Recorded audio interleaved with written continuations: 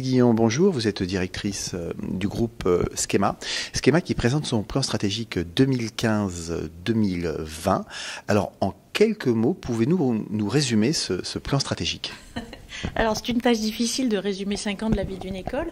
On peut dire que ce plan s'inscrit dans la continuité de la naissance de Schema il y a 5 ans. Il faut quand même le rappeler puisque 5 ans après avoir créé Schema en 2009, nous sommes déjà sur une dynamique de croissance assez importante et qui n'aurait pu voir le jour si nous n'avions pas créé l'école il y a 5 ans par la fusion du CIRAM et de l'EST Lille. Alors le plan stratégique a 5 principaux développements. Le premier, vous le savez, nous sommes nés d'une fusion, c'est de consolider le business model par rapport à la fusion qui a été gérée pendant les 5 premières années. Donc, développer bien entendu le budget, travailler sur le fundraising, consolider la stratégie internationale de flux des étudiants, puisque nous sommes une structure multicampus. Donc, ce premier axe autour de la consolidation, c'est vraiment d'aller chercher la soutenabilité de notre modèle.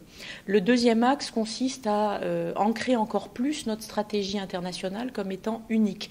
Comme vous le savez peut-être, avec notre structure multisite, notre business model repose sur l'équilibre des flux, c'est-à-dire chaque étudiant provenant d'un continent est formé sur un autre continent. Ce qui veut dire qu'avec notre campus en Chine, nous n'avons pas d'étudiants chinois en Chine. En revanche, nos étudiants chinois viennent en Europe, aux États-Unis et demain au Brésil. Donc cette stratégie internationale prend appui sur plusieurs développements qui seront développés bien entendu dans la conférence de presse. Troisième axe, c'est celui de la relation avec les entreprises. Nous sommes installés un peu partout dans le monde, aujourd'hui avec 2 campus à l'étranger, bientôt 3 au Brésil, au cœur de technopoles. Nous ne sommes pas dans des grandes villes très connues, nous sommes au contraire basés dans des technopoles avec lesquels nous nouons des axes particulièrement avantageux pour la pédagogie des étudiants, mais aussi pour tous les travaux de développement sur les territoires. Et puis, bien entendu, autre axe qui est autour de l'économie de la connaissance, puisque c'est notre nom.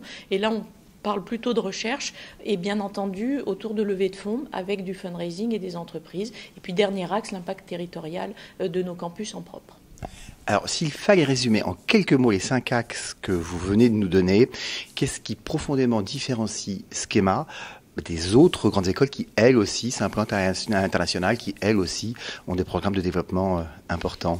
Alors, les écoles, principalement, cherchent une reconnaissance internationale qui peut passer par des échanges, de développement de programmes ou autres. Nous avons une stratégie assez atypique qui est celle d'implanter nos campus en propre, au cœur de technopoles, comme je l'ai dit tout à l'heure. Donc, nous sommes seuls dans nos campus, nous n'avons pas de partenaires privilégiés et nous travaillons avec un impact territorial qui est le même que si nous étions restés en France comme une école monosite avec nos campus dans nos territoires. Donc ça, c'est un premier axe de différenciation très fort. Le deuxième axe de différenciation tourne autour du projet pédagogique. Nous voulons former les talents de l'économie de la connaissance et ça implique un certain nombre d'expériences pour les étudiants qui vont bien au-delà de l'enseignement du management, c'est-à-dire des expériences intercontinentales, des expériences autour du knowledge management et de l'information management et autour de l'innovation puisque nous sommes au sein des technopoles. Donc avec le projet pédagogique et notre structure, déjà, c'est une approche, on va dire, assez atypique dans l'environnement des business schools qui cherchent forcément, elles, à avoir une reconnaissance